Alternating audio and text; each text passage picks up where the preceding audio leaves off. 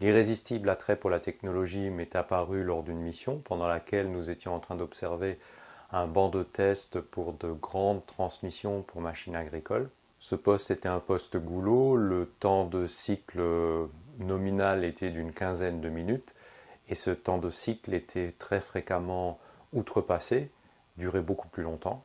Quand on s'en est ouvert à l'ingénieur responsable de l'amélioration, il a immédiatement conclu qu'il pouvait réduire le programme qui pilotait l'acquisition des données et gagner environ 2 secondes à force d'astuces logicielles.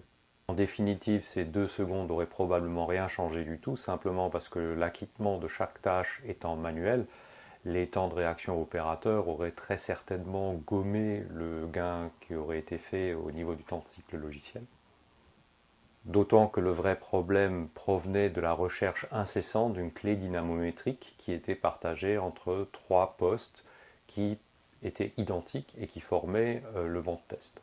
Ceci m'a suggéré la métaphore du serveur de café. Cette métaphore de la machine à café avait d'ailleurs inspiré une de mes toutes premières vidéos qui est toujours en ligne sur ma chaîne YouTube.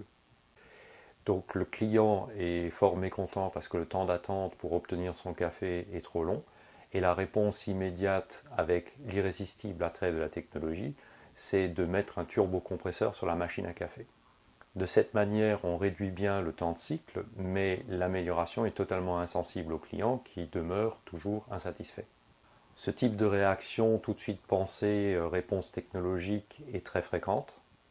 C'est également le cas lorsque les performances dans certains ateliers avec des machines-outils ne sont pas au rendez-vous.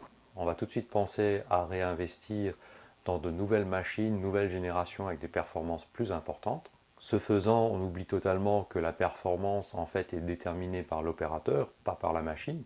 Et donc il y a de grandes chances que si l'on change la machine pour quelque chose de plus performant, eh bien l'opérateur restant le même, il va également rester dans son paradigme, il va rester avec ses habitudes et il ne va pas travailler de manière plus efficace. Son organisation éventuellement ne sera pas revue en termes de poste de travail. Il aura le même type de perte, de gaspillage de temps.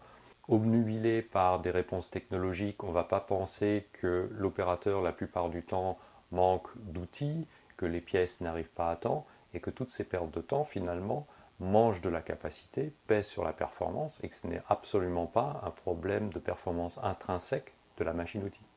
Je crains qu'avec le hype actuel autour des technologies, que ce soit de la robotique, que ce soit tous les concepts Industrie 4.0, eh bien cet irrésistible attrait pour la technologie va demeurer. Cette espèce de réponse réflexe vers la technologie risque encore de laisser des solutions simples d'amélioration de côté au profit d'un investissement qui finalement ne va pas produire les effets escomptés. Si vous vous reconnaissez dans ce cas-là, posez-vous la question, est-ce que l'investissement dans la technologie ou le recours à la technologie est la première des réponses ou est-ce qu'il n'y a pas des pas intermédiaires à déjà gagner de la performance sur les installations existantes en s'organisant différemment et en améliorant déjà les processus actuels?